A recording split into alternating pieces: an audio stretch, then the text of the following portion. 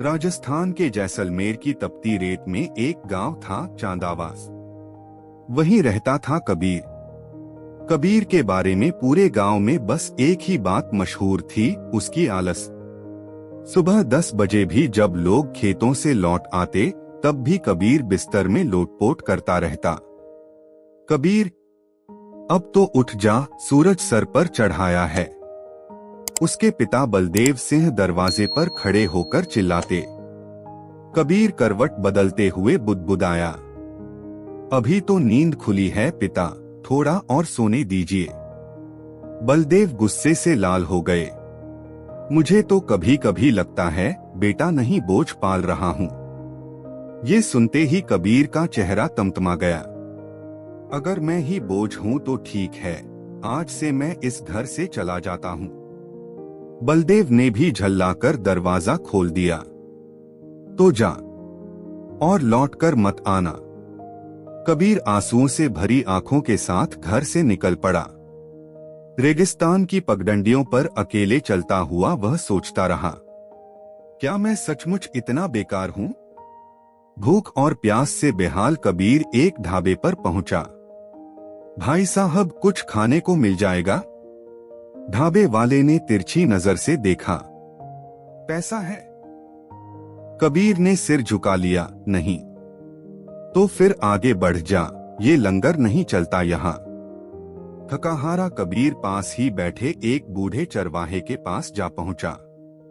बाबा, थोड़ा पानी मिलेगा? चरवाहा मुस्कराया, प्यासे को पानी न देना पाप है, ले बेटा।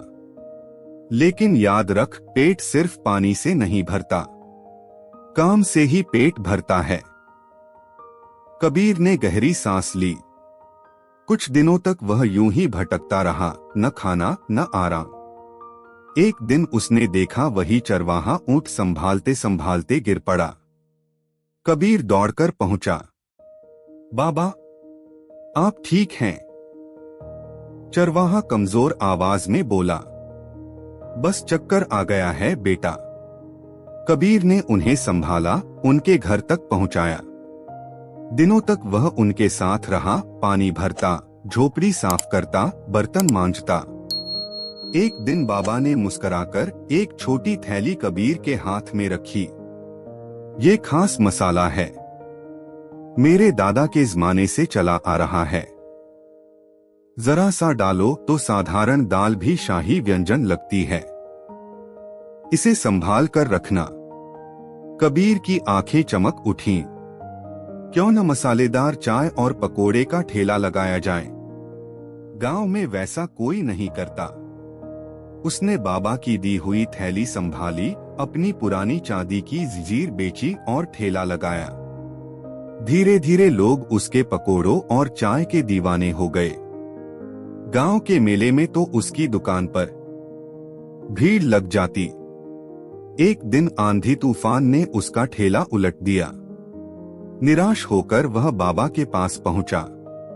तभी वहां बाबा का बेटा आया जो बाहर शहर में काम करता था। बेटे ने कबीर को पहचान लिया। तुम वही हो न जिसने मेरे पिता की सेवा की? अब मेरी बारी है, मैं तुम्हें एक पक्का ढाबा बनाने में मदद करूंगा। कबीर के जीवन की दिशा बदल गई।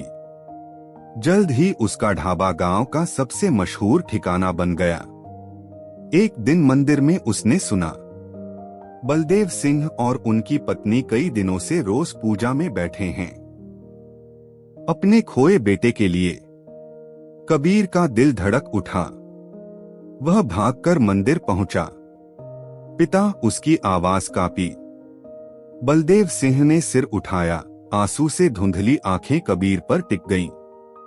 कबीर, तू? दोनों गले लगकर फूट फूट कर रो पड़े। पिता, मुझे माफ कर दीजिए।